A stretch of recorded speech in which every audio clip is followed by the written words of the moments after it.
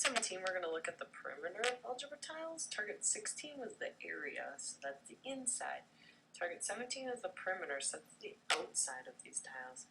If you remember in class, we already kind of named them, okay? We named them by their area, and we also talked about the perimeter. So every time you look at an x squared tile, in order to get x squared in the middle, that means you base times height. This outside has to be an x, and this has to be an x, because x times x will give us x squared. So the distance from here to here is always x, and the distance from here to here is always x. If we're looking at an x tile, the distance from here to here is x, and the distance from here to here is 1, because x times 1 is x.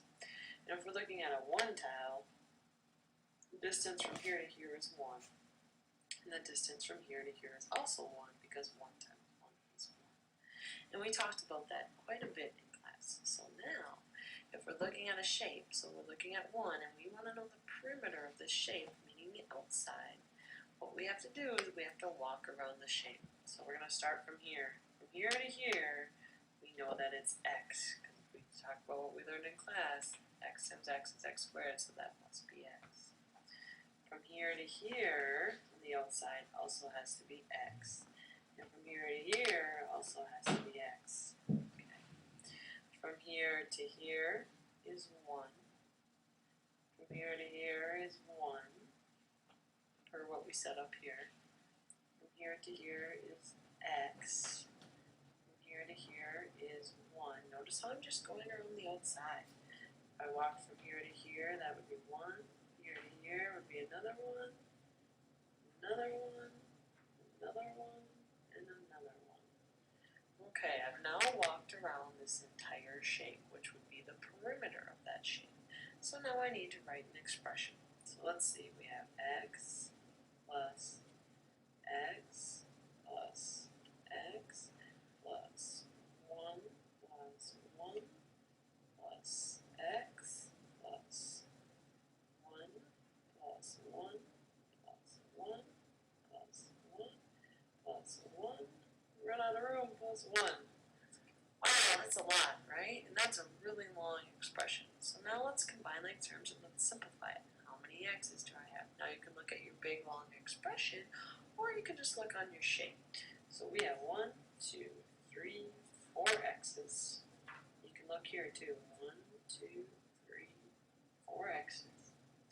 And then you can look over here. We have 1, 2, 3, 4, 5, 6, 7, 8 ones. So plus 8. Or 1, 2, 3, 4, 5, 6, 7, 8. So basically, we took this big long expression and we simplified it for combining like terms. So the perimeter of this expression is 4x plus 8.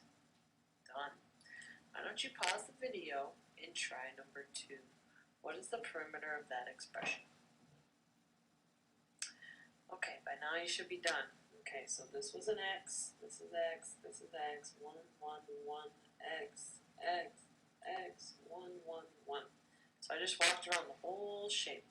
So if I'm going to write an expression, I have x plus x plus x plus 1 plus 1 plus 1 plus x plus x plus x plus 1 plus 1 plus 1.